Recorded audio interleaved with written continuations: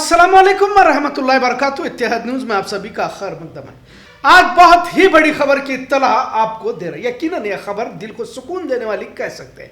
किस तरह इसराइल को ईरान ने घुटनों पर ही नहीं बल्कि भागने पर मजबूर कर दिया है। आज दुनिया हैरान है तो खुद अमेरिका के भी पसीने छूट रहे हैं। पूरी रात ईरान ने इसराइल पर मिसाइलों की बारिश की, जिसमें इसराइल के 4 शहर तबाह होने की बात सामने आ रही है। यहां तक कि इसराइल के फौजी मरकज भी नेस्तो नाबूद करने में ईरान कामयाब हुआ है। हासिल इत्तला के मुताबिक 150 के करीब सटीक निशाने इसराइल पर किए जा चुके हैं, जिसमें तेल अवीव का भारी नुकसान हुआ है।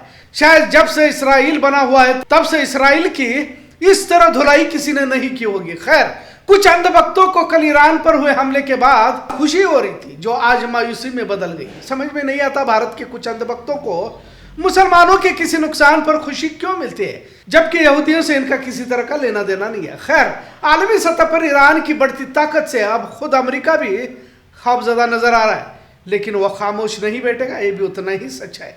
और ये ईरान को वो बार बार भी कह रहा है कि मेरा इसमें कोई हाथ नहीं है, लिहाजा अमेरिकियों को ना मारा जाए की बात अमेरिका कह रहा है। उधर ईरान आर पार की लड़ाई का जहन बना चुका है। जहां तक कि ईरान के सुप्रीम लीडर आयतुल्लाह खोमेनी ने कहा है कि ईरान का हर शहरी फौजी है और आखिरी दम तक लड़ने वाला है। वही यह भी कयास लगाया जा रहा है कि कल के हमले के बाद क्या ईरान ही इसराइल का गाजा की तरह हाल कर देगा। बहरहाल पूरी दुनिया इस जंग की तरफ आंखें फाड़ कर देख रही है, क्योंकि यह जंग दुनिया की तस्वीर बदलने वाली है। इसराइल का शिकस्त खाना मतलब दुनिया पर ईरान का तसल्लुत कहा जा सकता है। कुछ बुज़दिल मुस्लिम ममालिक भी खौफ के साये में है, क्योंकि एक अरसे से ईरान की मुखालिफत मुस्लिम ममालिक इसलिए भी कर रहे थे कहीं इस्लामी ममालिक की क़यादत ईरान के पास न चली जाए। अरबों को तो दौलत ने बुज़दिल बना दिया है और इसे डर है कि कहीं सऊदी पर भी ईरान कब्जा न कर ले। लिहाजा अमेरिका पहले से ही मुसलमानों को एक दूसरे से डरा कर या किसी न किसी तरीके से जंगों में उलझा कर हथियारों की तिजारत करता आया है। ईरान इराक जंग भी इसकी मिसाल कह सकते हैं। फिर उसामा बिन लादेन की आड़ में अफगानिस्तान पर जंग थोपना, फिर कुवैत जंग, या फिर सीरिया, जॉर्डन, लीबिया, इस तरह किसी न किसी बहाने तबाही की कोशिश अमेरिका करता आया है। मतलब अमेरिका और इसराइल ये दोनों एक साथ ही है। हाल ही में ट्रंप हुकूमत ने मनमानी फैसले लेते हुए दुनिया को डराने की कोशिश जारी रखी है, पर अब जिस तरह का इक़दाम ईरान ने किया है, या पलटवार कह सकते हैं, सोचने पर जरूर मजबूर कर रहा है। सबसे अहम इस हमले के बाद सवाल इसराइल डिफेंस फोर्स पर उठाया जा सकता है, क्योंकि दुनिया का सबसे मजबूत डिफेंस सिस्टम के तौर पर इसराइल के तहफ़्फ़ुज़ निज़ाम को देखा जाता है। पर ईरान के हमले ने इसराइल की एक तरह से पोल खोल दी है, क्योंकि ईरान ने इसराइल के डिफेंस फोर्स को बेनकाब किया हुआ है। हथियारों के बलबूते पर जदीद टेक्नोलॉजी के बहाने पूरी दुनिया को जदीद हथियार और डिफेंस सिस्टम को बेचकर अमीर बने अमेरिका और इसराइल को अब फिक्र ये लगी हुई है कि अगर इसी तरह ईरान गालिब आता गया तो फिर दुनिया का सुपर पावर खिताब कहीं छीन न जाए। इसराइल ने ईरान पर हमला कर ईरान को डराने की जरूर कोशिश की थी, और अब तक यही देखने को मिला है कि इसराइल के पीछे अमेरिका और अमेरिका के पीछे इसराइल रहता है। और खासकर मुस्लिम ममालिकों को डराने के नए नए तरीके ये दोनों निकालते रहते हैं। लिहाजा ईरान से दुश्मनी अब महंगी पड़ सकती है। ईरान ने बैलिस्टिक मिसाइलों से इसराइल को निशाना बना। शनिवार सुबह यरूशलेम और तेल अवीव में सायरन और धमाकों की आवाजें सुनी गई। ईरान ने इसराइल के खिलाफ अपनी इस ऑपरेशन को 2 Promise 3 का नाम दिया है। ईरान के हमलों में इसराइल के कई इलाकों में जबरदस्त नुकसान हुआ है। अब जाहिर है दुनिया की मीडिया यहूदी या अमेरिकी कब्जे में है, तो असल खबर को बाहर आने से हमेशा रोका जाता है, क्योंकि बात इज्जत पर आ चुकी है। इसराइल हुकूमत ने अपने शहरियों से कहा है कि किसी भी तबाही की वीडियो को सोशल मीडिया पर अपलोड ना करें। इसराइल की अवाम के लिए यह नया तजर्बा है कि इन्हें भाग भाग कर बंकरों में छिपना पड़ रहा है। नेतन्याहू को अपनी जान की पड़ी हुई है। दुनिया को डिफेंस सिस्टम देने वाले इसराइल की हालत देख आने वाले दिनों में क्या कोई मुल्क इसराइल हो या अमेरिका से डिफेंस सिस्टम खरीद पाएगा क्या?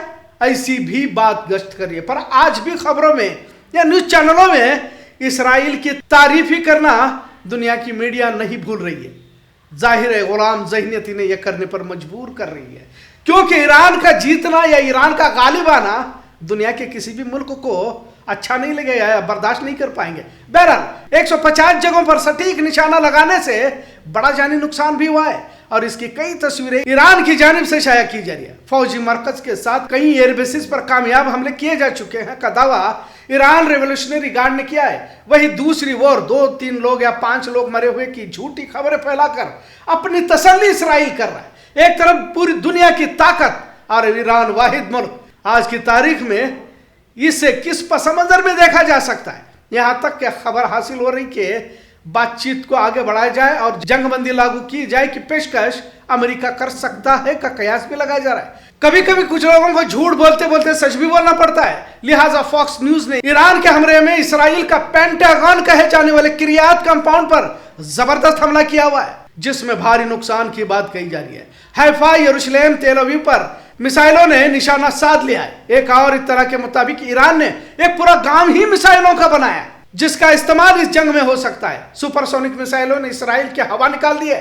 कुल तस्वीर यही है कि ईरान के हमलों ने इसराइल की हेकड़ी जरूर निकाल दी है, लेकिन पिक्चर अभी बाकी है। अमेरिका अपना तसल्लुत बरकरार रखना चाहता है। भले कुछ अरब ममालिक या फिर यूरोप, फ्रांस, ब्रिटेन सभी अमेरिका के साथ तो है या तो फिर इसराइल के साथ तो है, पर ट्रंप के मंसूबों से सभी परेशान भी है। अमेरिका की वजह से ही दुनिया में जंगो जदल का माहौल बनता है कि बात बारहा कही जाती है। उधर चीन भी सुपर पावर बनने की कोशिश में है, रूस भी इंतजार में है। लिहाजा ईरान के हमले के बाद इसराइल ने फिर हमला करने की बात भी सामने आ रही है। जो भी हो, जंग का अख्ताम जो होना है हो सकता है, यह तो आने वाला वक्त ही बता देगा। लेकिन इतना जरूर है कि ईरान ने इसराइल के पसीने जरूर छुड़ा दिए। आज का मौजू कैसा लगा इस पर जरूर कमेंट करें।